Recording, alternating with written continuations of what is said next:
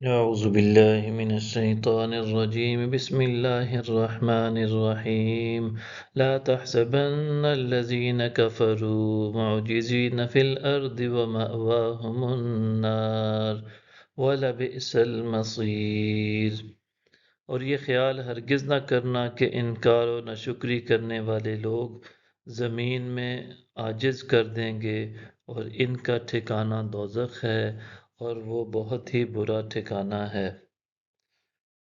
یا ایہا الذین آمنوا لیستأذنکم الذین ملکت ایمانکم والذین لم یبلغوا الحلم منکم ثلاث مرات من قبل صلاة الفجر وحين تضعون ثيابكم من الظهيرة ومن بعد صلاة العشاء۔ اے ایمان والو، چاہیے کہ تمہارے زیر دست اور تمہارے ہی وہ بچے جو ابھی جوان نہیں ہوئے تمہارے پاس آنے کے لیے 3 مواقع پر تم سے اجازت لے لیا کریں، ایک نماز فجر سے پہلے، اور دوسرے دوپہر کے وقت جب تم آرام کے لیے کپڑے اتارتے ہو، اور تیسرے نماز عشاء کے بعد۔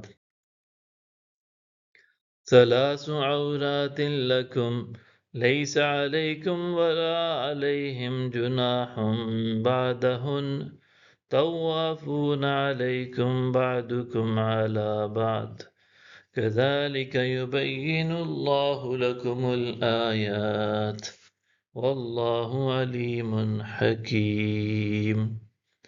یہ 3 وقت تمہارے پردے کے ہیں، ان اوقات کے علاوہ نہ تم پر کوئی گناہ ہے اور نہ ان پر، کیونکہ بقیہ اوقات میں وہ تمہارے ہاں کثرت کے ساتھ ایک دوسرے کے پاس آتے جاتے رہتے ہیں۔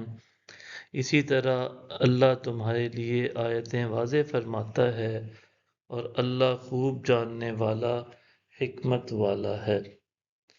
وَإِذَا بَلَغَ الْأَطْفَالُ مِنكُمُ الْحُلُمَ فَلْيَسْتَأْذِنُوا كَمَا اسْتَأْذَنَ الَّذِينَ مِن قَبْلِهِمْ كَذَلِكَ يُبَيِّنُ اللَّهُ لَكُمْ آيَاتِهِ واللہ علیم حکیم۔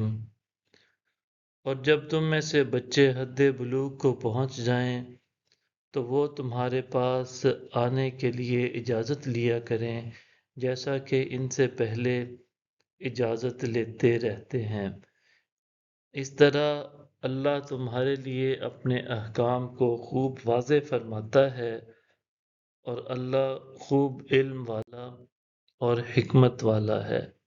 صدق اللہ العظیم۔